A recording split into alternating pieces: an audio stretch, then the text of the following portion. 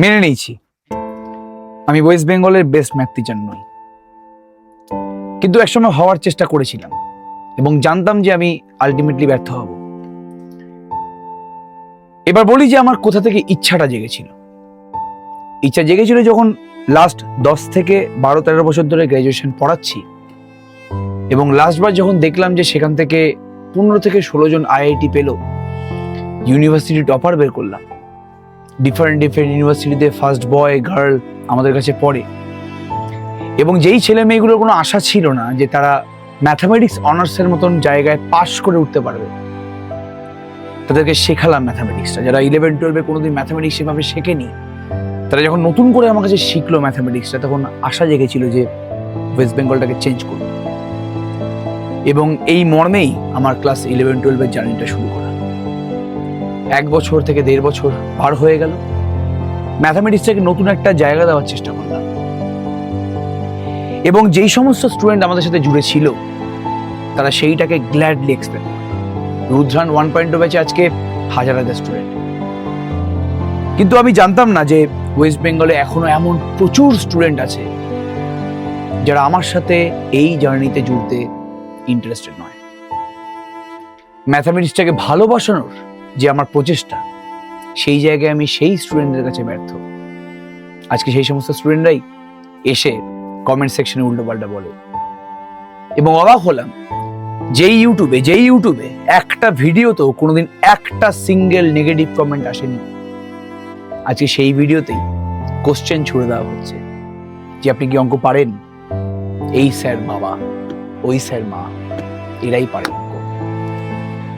তখন বুঝলাম যে না, আমি একজন প্রকৃত শিক্ষক হতে পারি, কারণ যেই শিক্ষক স্টুডেন্টদেরকে মূল্যবোধ শেখাতে পারে না, সে তো আলটিমেটলি শিক্ষক না। আমি তো পারিনি মূল্যবোধ শেখাতে। হ্যাঁ, তারা হয়তো আমার কাছে ক্লাস করেনি, কিন্তু তবু তারা দেখেছে যে অয়ন স্যার একজন শিক্ষক এবং তার সম্মান করা তাদের কাজ। কিন্তু আজকে সেই জায়গাতেই আমি তাদেরকে মূল্যবোধ শেখাতে পারি। তাদের দোষ নয়, এটা সম্পূর্ণ আমার দোষ। তাই আমি আজকে মেনে নিলাম আমি ওয়েস্ট বেঙ্গলের বেস্ট ম্যাথ টিচার নই। আমার থেকে অনেক ভালো ভালো টিচার আছে, এটা আমি রিয়েলি মনে করি। দুর্ধর্ষ লেভেলের টিচার আছে, কেডি স্যার আছে, খুব ভালো। আজ সকালেই কথাবার্তা বলছিলাম। এছাড়াও আরো অনেক গলিতে, পাড়াতে, রাজ্যে বা কোনো জায়গাতে, শহরে এরকম টিচার লুকিয়ে আছে যারা আমার থেকে অনেক ভালো। কিন্তু ইউটিউবে ভেবেছিলাম যে একটা রেভলিউশন আনবো এক সময়, এবং এই রেভলিউশনে আমার সাথে অনেকে অনেকে অনেকে জুড়বে। কারণ লাস্ট 5 থেকে 10 বছরে ওয়েস্ট বেঙ্গল বোর্ড থেকে সেভাবে আমি কোনোদিন আইআইটি বা ডব্লিউবিজিতে বিশাল দুর্দান্ত লেভেলের র্যাঙ্ক বা জেই মেন্সের র্যাঙ্ক করতে দেখিনি। ডব্লিউবিজিতে র্যাঙ্ক 1, র্যাঙ্ক 2, র্যাঙ্ক 3 আমাদের মতো লোকেদের কাছে পড়ে না। তারপরে বড় বড় ইনস্টিটিউশনে ভেবেছিলাম একটা ইউটিউব চ্যানেলের মাধ্যমে এই সমস্ত কিছুকে চেঞ্জ করব, কিন্তু সেই জায়গায় চেঞ্জ করতে গিয়ে যে এত নিচে আমাকে নেমে যেতে হবে, এটা কোনোদিন আমি ভাবিনি। তো আজকে আমি স্বীকার করে নিলাম যে আমি ওয়েস্ট বেঙ্গলের বেস্ট ম্যাথ টিচার নই। আসলে এতদিন শয়ে কমেন্ট যেখানে আমাকে বলতো যে আপনি ওয়েস্ট বেঙ্গলের best math teacher, best math teacher, best math teacher. প্রথম 6 মাসে মনে হয়েছিল যে হ্যাঁ, সত্যিই বোধহয় আমি পারবো। নিজেকে বেস্ট বানাতে নয়, যে টার্গেটটা নিয়ে আমি আজকে এসেছিলাম সেই টার্গেটটাকে ফুলফিল করতে। কিন্তু আজকে আমি ব্যর্থ হলাম, এবং এই ব্যর্থতাটা আমি গ্ল্যাডলি একসেপ্ট করে নিচ্ছি। আজকে আমি ব্যর্থ হলাম বোঝাতে যে পড়াশোনার আসল মূল্যবোধটা কি।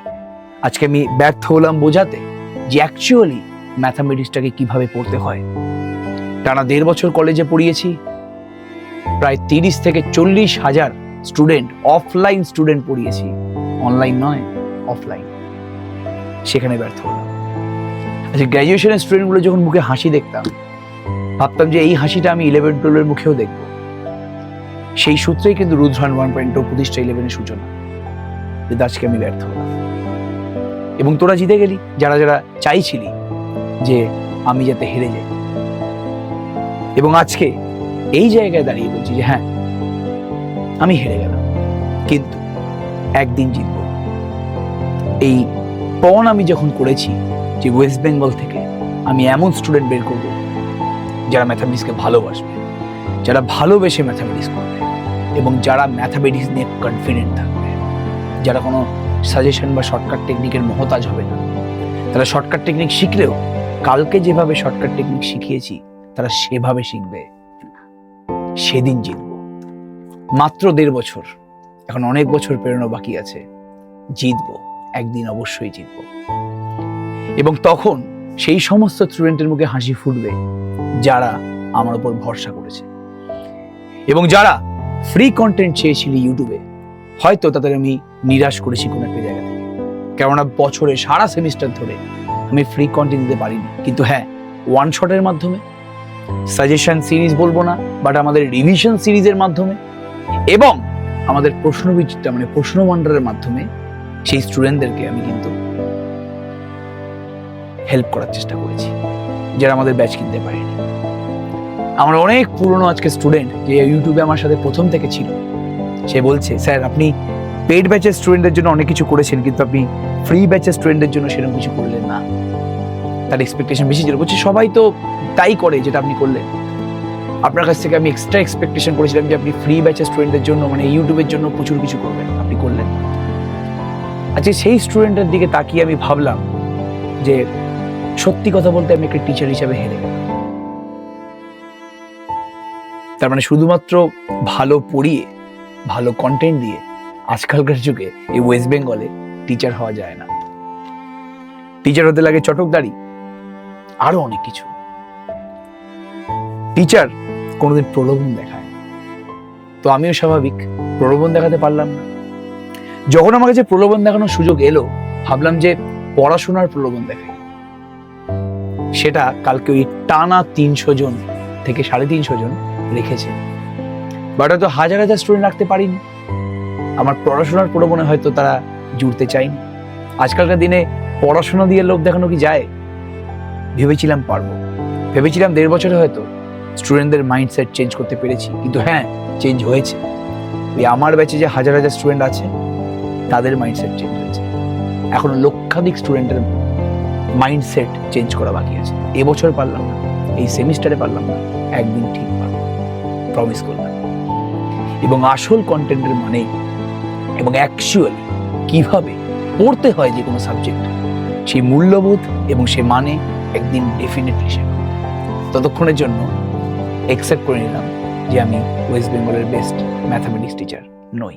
সবাইকে ধন্যবাদ।